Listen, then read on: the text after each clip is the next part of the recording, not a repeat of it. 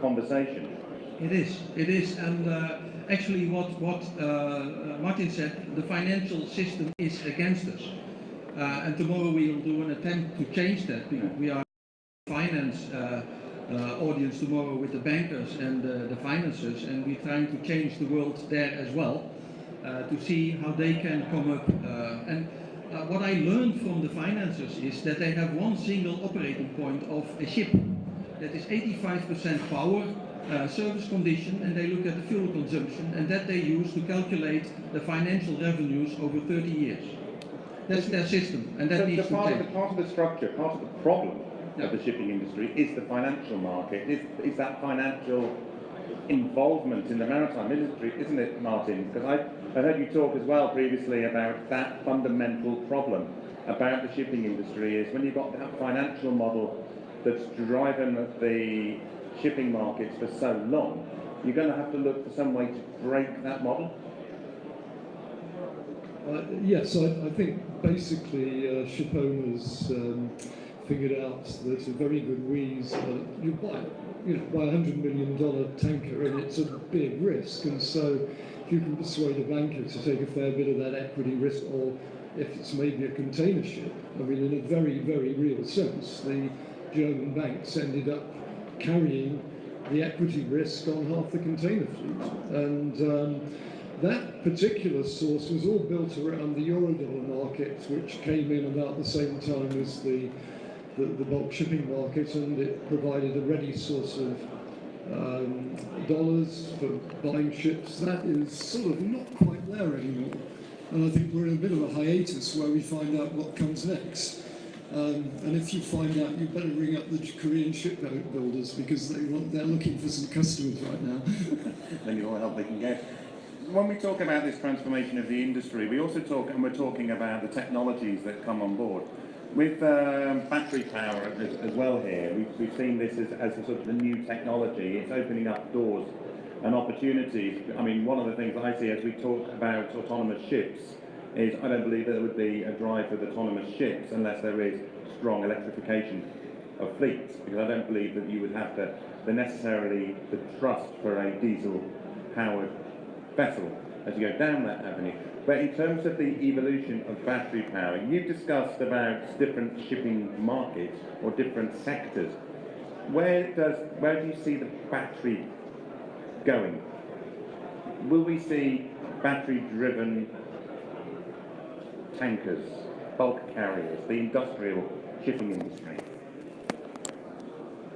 Of course, our aim is to put battery on every ship, because in our view, or also have proven, is that battery increases performance, and it increases safety of the operation. So I think, if you have a ship where we no longer have people on board who can, with a wrench, or who can do something about it, you need to have that kind of safe operating systems. I think there will be some time before we have a fully electric over-the-ocean battery-driven tanker. Then we need a few technology shifts that might come, of course, but I think the main part that battery will play in that role is that it will increase safety and it will reduce fuel consumption. That's the main benefits that we'll see.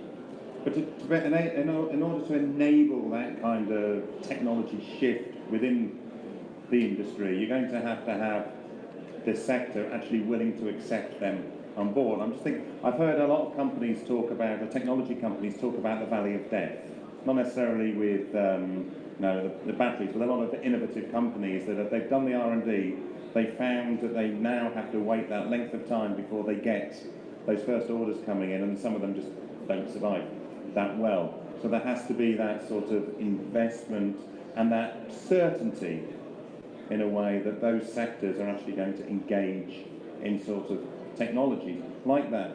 WWL has been quite advanced in thinking like that. So I can remember seeing the Orcel in the Wilhelmsen headquarters when you go, and it's still there. After about 10 years, it's still there as a sort of beacon of potential of where the industry is going. And the company has also been quite willing to talk to new innovative companies about some of these solutions and about some of these changes.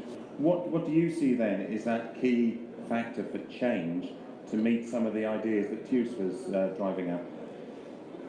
Well, I think from our point of view, without committing to buy batteries for our deep sea vessels, it's our responsibility to talk to new technology providers. It's our responsibility as a big leading company in the industry to drive and foster technology development. And why do I say that? I think the main difference for us is really that I think we take a little bit more of an industrialized view of our operation. So we're part of some global supply chains. We see ourselves as really the extension of the production plant. And when you think that way, you change your mindset a little bit. But if you think about, if you take the other extreme, which is more of the asset player, then you don't really mind much exactly what is under the hood, as long as you can get more for it when you sell it than what you pay. So that's the asset play side of it, That's and that's the bit that really the other extreme of it. And then there's quite a lot of grey in between. So a lot of players who are willing and interested, but maybe not, really daring or even in a financial position to take the risk. But I think we do need some leading lights who can drive the direction, but we also need to sort of collectively to be willing to take a little bit more risk in terms of propping up and driving, not the least being demanding customers and asking for tech development. Gentlemen, thank you very much for your time. We're going to have to close the panel now because we've got another one about to start in a couple of minutes. I'd like to say thank you to our panel this morning. Thank you. Thank you. Thank you.